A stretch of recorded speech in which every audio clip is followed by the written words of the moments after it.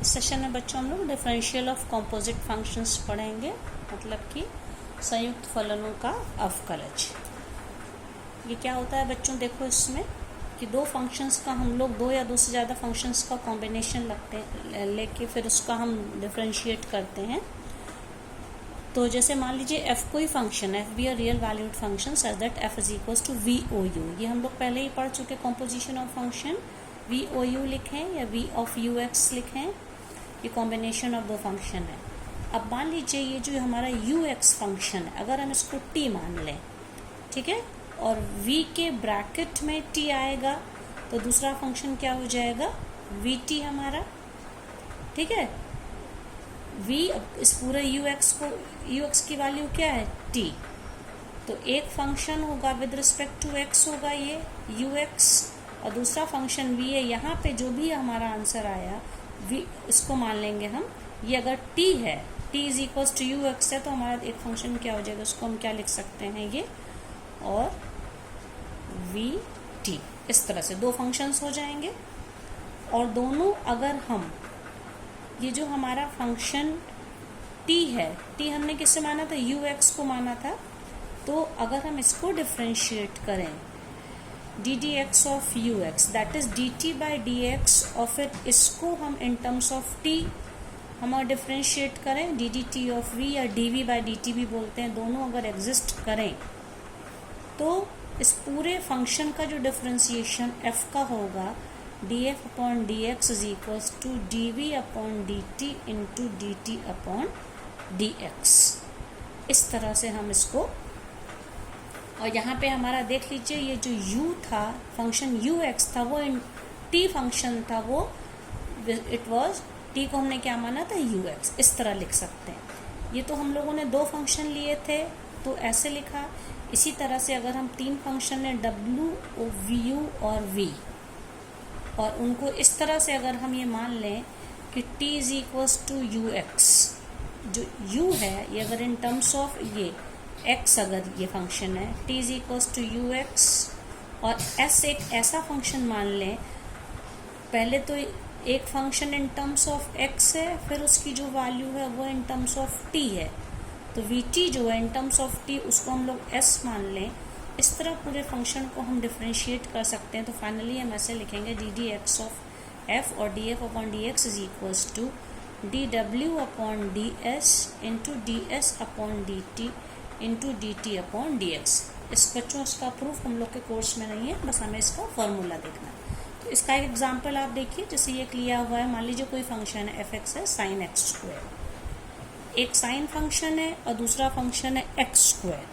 तो हमारा अजम्पशन क्या है, ये जो एक्स स्क्वायर को हमने मान लिया t, ये जो t है, सपोज क्योंकि ये x का फंक्शन है यू एक्स, तो ये फंक्शन पूरा ये t है, और फिर साइन के ब्रैकेट में अगर t होगा तो मतलब साइन t, दूसरा फंक्शन वी टी होगा, वो साइन t होगा। तो इस तरह से हम जब एफ एक्स लिखेंगे, एफ एक्स होगा, साइन फंक्शन हमारा v है, v o u of x या v of u x. U x क्या है, एक्स स्क्वायर है, और v क्या है, जो भी इस v के अंदर होगा वो उसके आगे साइन लगाना पड़ेगा। तो इस तरह से हमारा ये फंक्शन हम ऐसे एक्सप्रेस कर सकते हैं f को, ठीक है। F x is equals to v of u x की जगह क्या लिखा, x square into sine x square.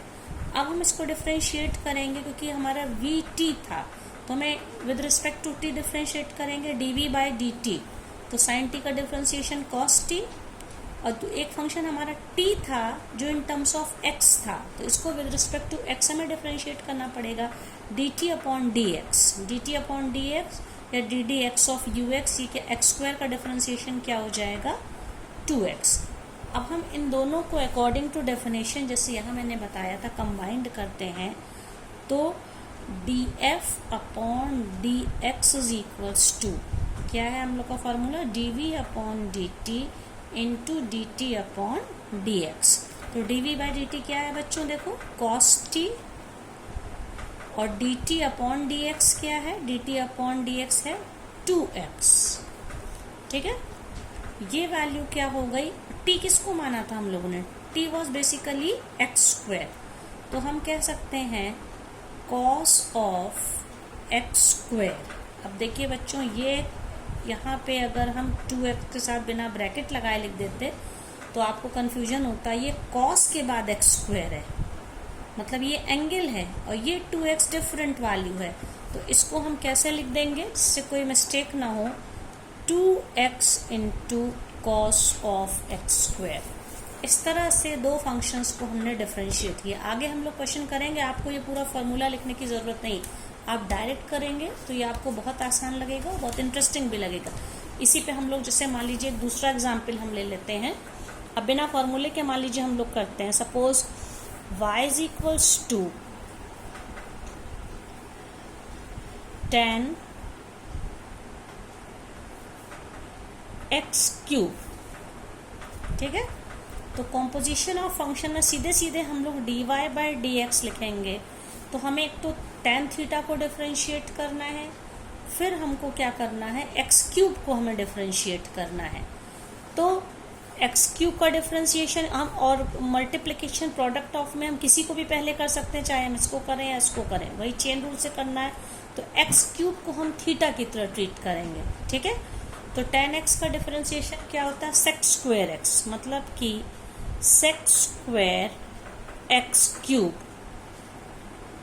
एक ये हमारा हो गया। अब x क्यूब का डिफरेंशिएशन क्या हो जाएगा हम लोगों का, x क्यूब का क्या हो जाएगा, 3x स्क्वायर। तो ओवरऑल आंसर क्या हो गया, 3x square sec square x cube.